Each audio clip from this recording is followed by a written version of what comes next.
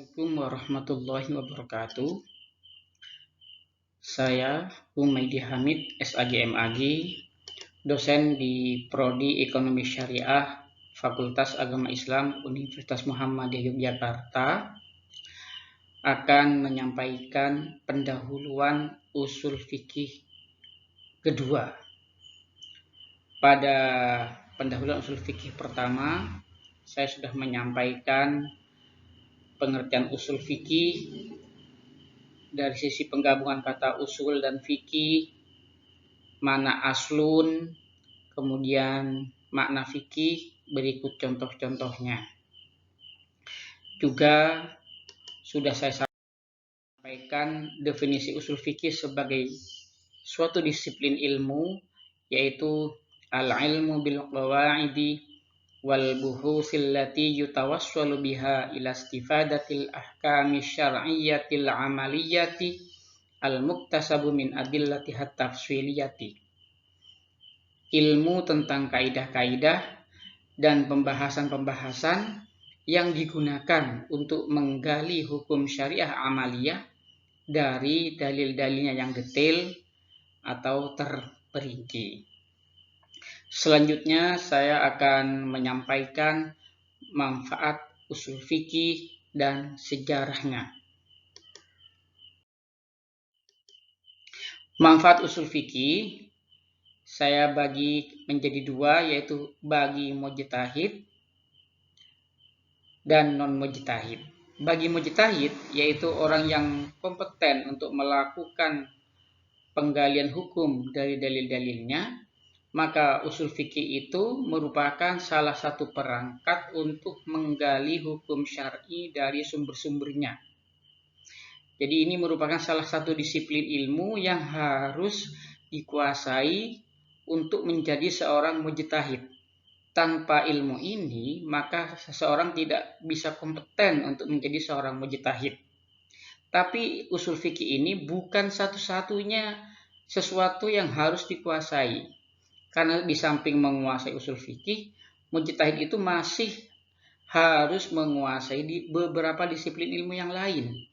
Misalnya bahasa Arab dengan segala macam ilmu-ilmu pendukungnya, Al-Quran, ilmu tafsir, hadis dan ilmu-ilmu yang terkait, dan ilmu-ilmu yang lain. Jadi, bagi mujtahid, usul fikih itu merupakan salah satu yang harus dikuasai untuk bisa melakukan ijtihad dari sumber-sumbernya. Bagi non-mujtahid, bagi orang yang belum kompeten untuk melakukan ijtihad, usul fikih ini juga berguna sebagai alat untuk memahami dan menganalisis ketentuan fikih yang dihasilkan fuqaha. Misal, dalam konteks batalnya wudhu, mengapa Imam Syafi'i berpendapat bahwa seorang laki-laki dan perempuan yang bukan muhrim kalau bersentuhan kulit maka wudhunya menjadi batal. Sementara Imam Abu Hanifah sebaliknya. Bagi Imam Abu Hanifah, kalau hanya bersentuhan kulit, laki-laki dan perempuan itu tidak membatalkan wudhu. Yang membatalkan wudhu itu adalah kalau melakukan hubungan seksual, melakukan hubungan suami istri. Padahal ayat yang menjadi dasar itu sama, yaitu aula mastumun nisa. Nah, dengan memahami usul fikih, seseorang bisa memahami mengapa mazhab ini berpendapat demikian dan mazhab lain berpendapat seperti yang lain. Selanjutnya kita masuk pada sejarah usul fikih. Jadi usul fikih sebagai salah satu perangkat untuk menggali hukum syariah telah tumbuh bersamaan dengan tumbuhnya fikih sejak masa Rasulullah Shallallahu Alaihi Wasallam. Pada saat itu usul fikih sebagai bagian yang tak terpisahkan dari fikih. Jadi para sahabat ketika tidak tinggal bersama dengan Rasul, jauh dari Rasul, mereka sudah melakukan ijtihad. Nah, untuk ijtihad itu tentunya mereka harus memahami bagaimana cara melakukan ijtihad. Nah, itulah namanya usul fikih. Usul fikih menjadi disiplin ilmu yang mandiri, yang terpisah dari fikih, tumbuh dan berkembangnya itu sejak abad kedua Hijriah pada masa Bani Abbasiyah. Dan kitab usul fikih paling awal yang terpelihara dan bisa dibaca hingga sekarang adalah kitab Ar-Risalah karya Imam Syafi'i. Sedangkan mujtahid sebelumnya seperti Imam Malik gurunya dan juga Imam Abu Hanifah tidak mewariskan kitab usul fikih.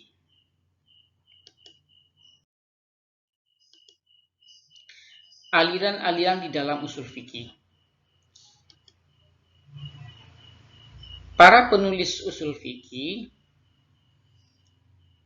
dalam menulis teori-teori usul fikih itu dibagi menjadi dua pada dasarnya.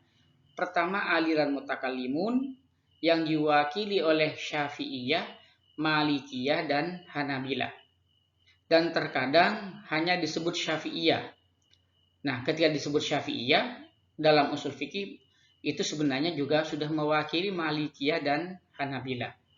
Mereka disebut dengan aliran mutakallimun karena cara berpikirnya seperti ulama ilmu kalam, di mana mereka itu di dalam menyusun usul fikih itu secara teoritis, rasional, idealis, tanpa mempertimbangkan apakah isi kaidahnya itu sesuai atau tidak dengan fatwa-fatwa imam mujtahid. Dan biasanya tidak disertai contoh dari penerapan kaidah-kaidah usul fikihnya itu. Nah, di kalangan aliran mutakallimun terdapat kitab usul fikih standar. Yang pertama yaitu Al-Amd bi Qalamil Qadhi Abdul Jabbar karya Al-Qadhi Abdul Jabbar Al-Mu'tazili Asy-Syafi'i. Jadi dia Mu'tazilah secara teologis, tapi dalam hal usul fikih dia mazhabnya Syafi'i. Yang kedua yaitu Al-Mu'tamadu min Usulil Fiqh karya Abul Husain Al-Basri Al-Mu'tazili Asy-Syafi'i juga. Jadi Al-Mu'tamad ini karya Abul Husain merupakan murid dari Abdul Jabbar. Yang ketiga yaitu Al-Burhan fi Usulil Fiqh karya Imamul Haramain Al-Juwaini. Imamul Haramain Al-Juwaini ini adalah guru dari Abu Hamid Al-Ghazali yang mengarang kitab Al-Mustasfa min Usulil Fiqh. Inilah 4 kitab standar dari kalangan aliran mutakallimun. Yang kedua aliran usul fikih disebut dengan aliran fuqaha. Ini merupakan aliran Hanafiyah. Aliran ini menyusun usul fikih secara induktif, yakni sesuai dengan fatwa-fatwa imam mujtahid yang diikuti. Dan cirinya itu banyak disertai dengan contoh-contoh penerapan kaidah usul fikih di dalam mazhab Hanafi. Nah, kitab-kitab standar di kalangan Hanafiyah itu yang pertama Usulul Bazdawi, yaitu kitab usul fikih karya Imam Al-Bazdawi. Kemudian Usulus Sarokhsi, kitab usul fikih karya Imam Sarokhsi. Kemudian Usulud Dabusi, kitab usul fikih karya Imam Ad-Dabusi. Aliran usul fikih yang ketiga yaitu aliran gabungan, yaitu aliran usul fikih yang menyusun usul fikih secara teoritis, rasional, idealis, yang disertai dengan contoh-contoh fatwa para imam mujtahidnya. Dalam hal ini menggabungkan metode perumusan usul fikih aliran mutakallimun dan aliran fuqaha. Misalnya Badi'un Nizam. Namun di dalam pembahasan usul fikih berikutnya, ketika bicara mazhab usul fikih itu ya pada umumnya ya dibaginya dua, aliran fuqaha dan aliran mutakallimun, aliran Hanafiyah dan aliran jumhur ulama. Aliran gabungan ini jarang disinggung dalam perdebatan usul fikih. Kemudian pada abad ke-8 Hijriah muncullah seorang ulama di Spanyol yaitu Abu Ishaq Asy-Syatibi yang menyusun kitab usul fikih yang berjudul Al-Muwafaqatu fi Usuli Syariah.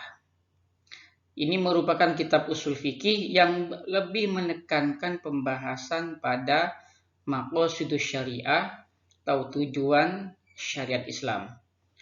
Inilah kitab usul fikih yang banyak memberi inspirasi kepada cendekiawan muslim di zaman modern ini. Seperti Muhammad Abduh, kemudian Fazlur Rahman, dan lain sebagainya. Demikian pembahasan terakhir dari pengantar usul fikih, aliran usul fikih. Mudah-mudahan bermanfaat. Akhirul kalam. Wassalamualaikum warahmatullahi wabarakatuh.